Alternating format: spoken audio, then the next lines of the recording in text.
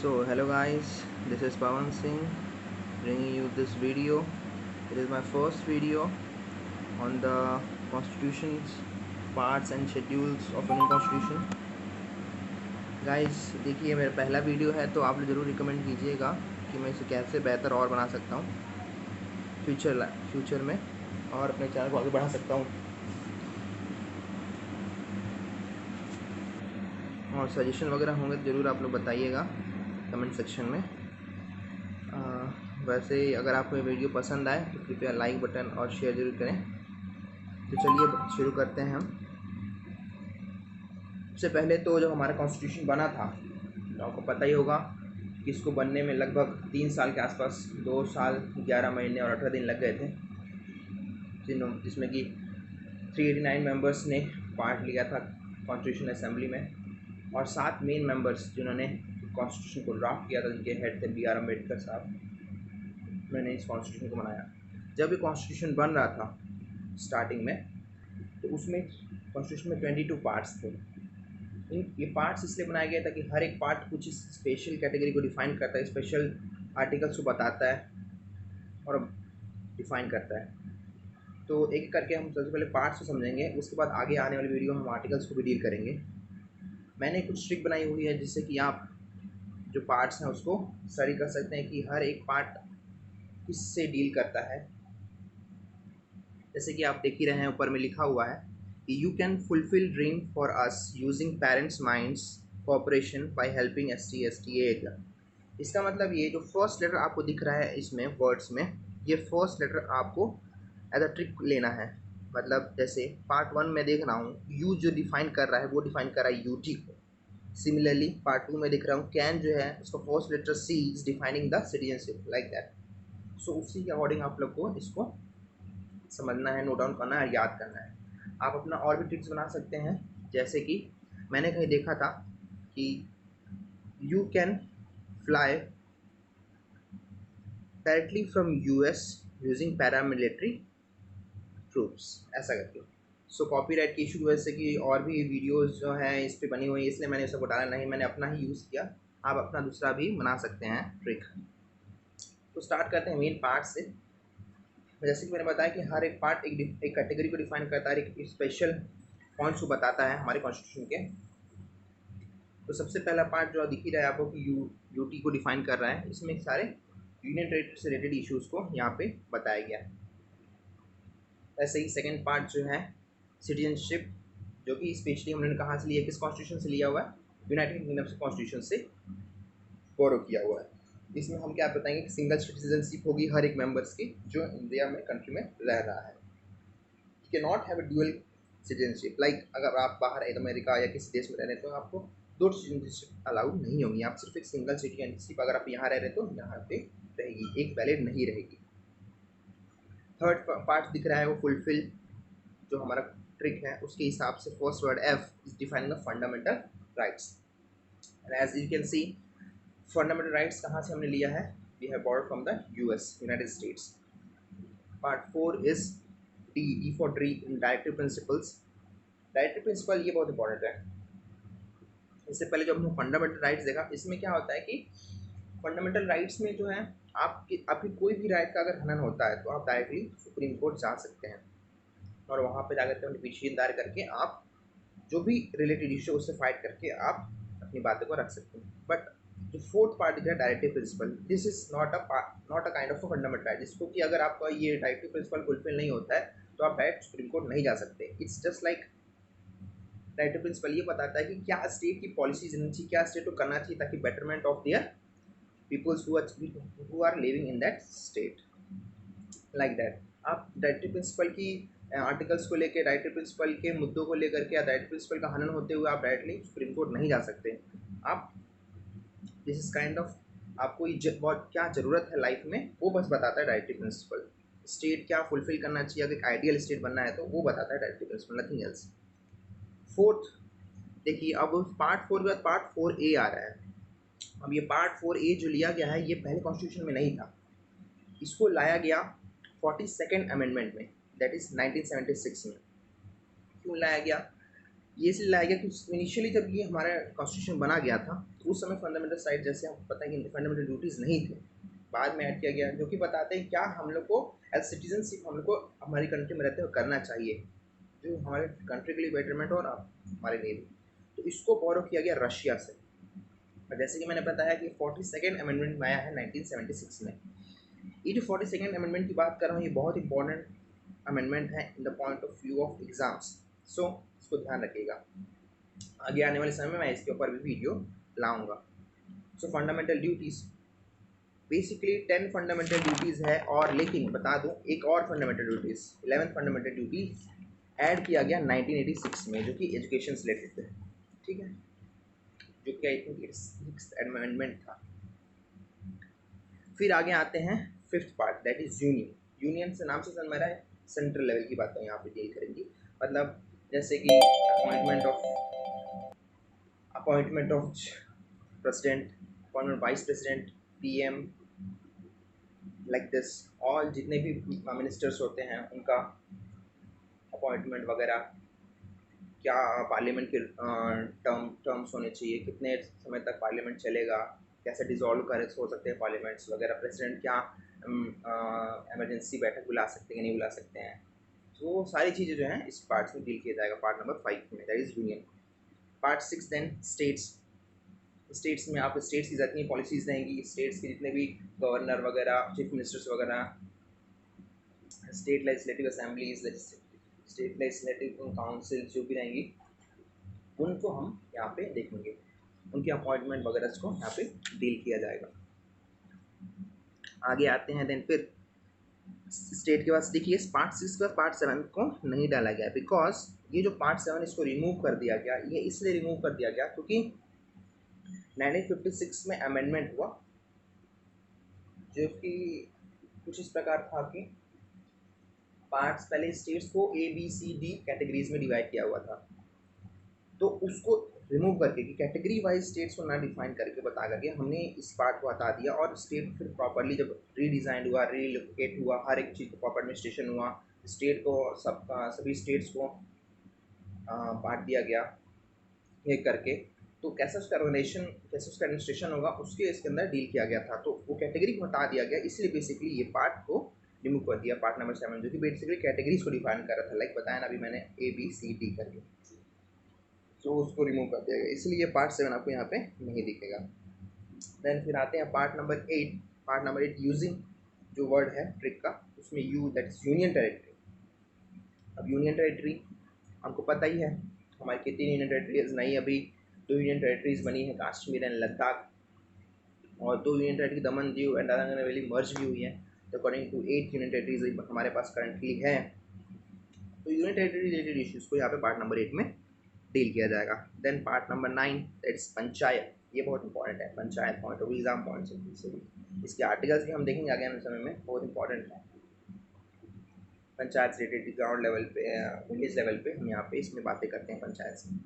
Then 9A, part 9A, अब देखिएगा ये 9A 9B ये सब जो आ रहे हैं, देखिए ये जो 9A 9B है ये हमारे कॉन्स्टिट्यूशन के जो पार्ट्स हैं, जो मैं बता रहा हूँ यहाँ पे स्टार्टिंग में हमने जो पढ़ा होगा 22 पार्ट्स थे, और बाद में चल के कितना होगा 25। ये एक्चुअली आप नंबर वाइज देखेंगे 1 2 3 4 करते हुए 25 तक नहीं गए हैं, ये एक्चुअली सब पार्ट जब क्लॉज आगे अमेंडमेंट होते गए तो इनको ऐड किया गया। तो ये जो 9A और 9B आप देख रहे हैं ये उन्हीं मतलब नंबर में ही आएंगे, जैसे 22 के बाद 23 में क्या बोल सकता हूँ 9A, 24 क्या बोल सकता हूँ 9B, ऐसा करके बता सकता हूँ, ये उसी में इंक्लूड होता है नंबर में, ठीक है। तो आप लोग उससे कंफ्यूज मत होइएगा कि कहाँ 1 2 3 4 करते हुए पूरा नंबर से क्यों नहीं कॉन्स्टिट्यूशन के पार्ट्स को लिखा गया है, ये इसलिए क्योंकि ये 9A 9B जो कैटेगरीज है ये एक्चुअली उसी पार्ट्स को आगे बढ़ा करके बनाया गया, जिसको हम लोग फिर बोल दिया कि आगे चल के 25 पार्ट्स हो गए, ठीक है। तो ऐसा करके 25 पार्ट्स हुए हैं, ना कि आप नंबर वाइज देखिएगा।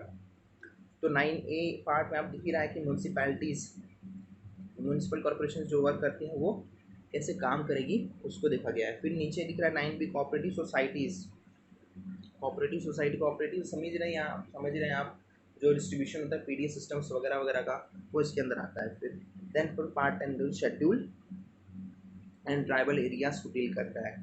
शेड्यूल ट्राइबल मतलब जो एरिया जहाँ पे ट्राइब्स वगैरह रहती हैं उनका बचाव वगैरह, उनका कैसे उसको प्रिजर्व कर रखा जाए वगैरह, इसको यहाँ पे पार्ट नंबर 10 में डील किया जाता है। गाइस अगर कोई भी डाउट रहता है तो आप कमेंट सेक्शन में बता सकते हैं कि क्या कुछ डाउट मैं कुछ कोशिश करूँगा क्लियर करने की। देन आगे चलते हैं। कुछ और भी इंपॉर्टेंस जो है ऊपर का मैंने जो बताया ये सारे ट्रिक्स से थे पार्ट 10 तक। उसके बाद जो है ट्रिक्स को फिर मैंने अवॉइड किया बिकॉज कुछ कुछ जो है आगे चल के इम्पॉर्टेंट है। जैसे पार्ट नंबर 11 जो है रिलेशन बताते हैं यूनियन एंड स्टेट के बीच में, part number 12 finance and property के बीच में, part number 14 services under union state. Then part number 15 very important point, exam point of view से डायरेक्ट पूछेगा which part deals with elections, election commission, तो part number 15 आपको बताना होगा। Part number 17 again one of the most important जो कि official language deal करता है। Part number 18 again one of the most important emergency related issue deal करता है, आर्टिकल 52, 352, 356 एंड 360। गाइस एक क्वेश्चन आपसे मैं पूछना चाहूँगा कि ऐसा कौन सा आर्टिकल है जो कभी यूज़ नहीं हुआ अभी तक? कृपया अगर किसी को पता हो कमेंट सेक्शन में बता दें। फिर जैसे दिख ही रहा है कि पार्ट नंबर 18 इमरजेंसी जो है वो लिया गया है जर्मनी से, जर्मनी कॉन्स्टिट्यूशन हमने इसको फॉलो किया, तो ये ध्यान रखिएगा। डायरेक्ट क्वेश्चन पूछता है कि इमरजेंसी का जो आर्टिकल है वो किस कॉन्स्टिट्यूशन से फॉलो किया गया है, तो आपको बताना होगा इसका answer Germany. Then 20 part that is the amendment of constitution, this is also one of the most important article number 368 deals with the amendment of the constitution। मतलब कोई भी आर्टिकल को अमेंड करने के लिए हमको 368 आर्टिकल का सहारा लेना पड़ता है, क्योंकि आगे चल के दिख रहा है कि वो हमने किस लिया, साउथ अफ्रीका के कॉन्स्टिट्यूशन से फॉलो किया गया है। देन अभी तो हमने सिर्फ पार्ट्स कर लिखा, आगे हमने लिखा हुआ शेड्यूल के बारे में भी। शेड्यूल की जरूरत क्यों पड़ी? देखिए जब शेड्यूल इससे बना पड़ा, इनिशियल शेड्यूल नहीं था, लेकिन जब सारे आर्टिकल्स बन गए और भी आगे बातें होती थी और भी कुछ कुछ चीज़ें हैं तो वो हम पार्ट्स के अंदर नहीं डाल पाए, तो हमें अलग कैटेगरी बना दी शेड्यूल, जिसके अंदर कि हम क्या बात करेंगे, कुछ कुछ और भी इंपॉर्टेंट पॉइंट्स के बारे में बात करेंगे। जब ऊपर में देखा होगी शुरुआत में 8 ही शेड्यूल थे हमारे कॉन्स्टिट्यूशन में, बाद में चल करके 12 आफ्टर कमिंग डेज ऑफ और ईयर्स। सबसे पहला जो आपको शेड्यूल दिख रहा है वो बाउंड्री से related, boundary of state and union, मतलब क्या बाउंड्री रहेंगी, कितना एरिया, सबका डिमार्केशन आपको करना पड़ेगा यूनियन और स्टेट का, ये फर्स्ट शेड्यूल डील करता है। सेकेंड शेड्यूल जो है वो डील करता है salaries of various, sorry spelling में गलत हो गया, एग्जीक्यूटिव, लेजिस्लेटिव एंड जुडिशरी के, जितने भी एग्जीक्यूटिव होते हैं, लेजिस्लेटिव होते हैं, जुडिशरी होते हैं, उनके सैलरी से रिलेटेड डील करता है। यहाँ पे एक और क्वेश्चन राइज होता है, आप मुझे बताइए ये सेकेंड शेड्यूल है इसमें कौन से मिनिस्टर या बोल कौन से पोस्ट के लिए इनको यहाँ पे उनका बात यहाँ पे नहीं किया गया है, किस पर्सन का या किस पोस्ट का, किस ऑफिस का, ठीक है।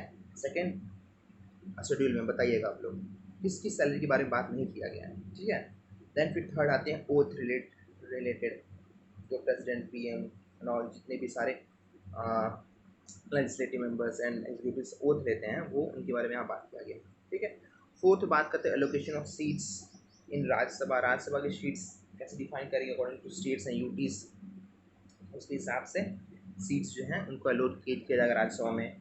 एंड फिर fifth schedule administration of scheduled area and scheduled tribes, जो भी शेड्यूल्ड एरियाज होंगे उनको उनका जो देख रखाव है वो डायरेक्टली किसके पास आ जाएगा, किसके पास पावर रहता है, डायरेक्टली प्रेसिडेंट के पास पावर रहता है। प्रेसिडेंट जो है उनके ऊपर अगर कोई भी इसमें प्रॉब्लम आती है तो directly president has a power to deal this situation, अगर कोई भी इशू आता है schedule area and schedule tribes के रिलेटेड। तो देन सिक्स आता है administration north east tribal areas.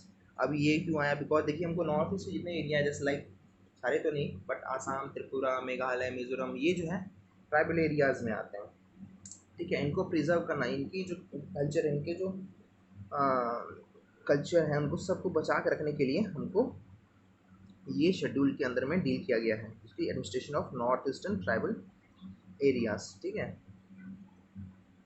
ठीक है। तो सिक्स शेड्यूल के अंदर इसके बारे में बताया गया है। सेवन शेड्यूल में देखिए distribution of power and union, अब हर एक चीज़ तो यूनियन के पास नहीं रहेगी, कुछ स्टेट के पास ही पावर्स रहती हैं, वो यहाँ पे इस शेड्यूल में बताया गया है।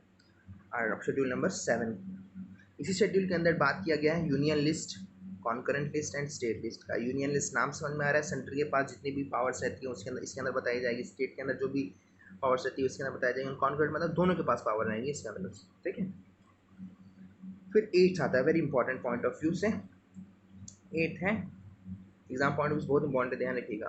डायरेक्ट पूछेगा कि कौन से शेड्यूल्स में लैंग्वेज के बारे में बात की जाती है और हमारे कॉन्स्टिट्यूशन में कितनी लैंग्वेज अभी फिलहाल बताया गया है। तो यहाँ पे 822 लैंग्वेज के बारे में बताया गया है, 8th schedule. Then 9th, again one of the most important 9th schedule is validation of certain laws, acts, regulations. ठीक है, अब इसमें क्या होता है, जो कोई भी लॉ बनेगा, जो कोई भी लॉ बनता है वो वैलिड रहेगा नहीं रहेगा, वो देखा जाएगा इस शेड्यूल के हिसाब से।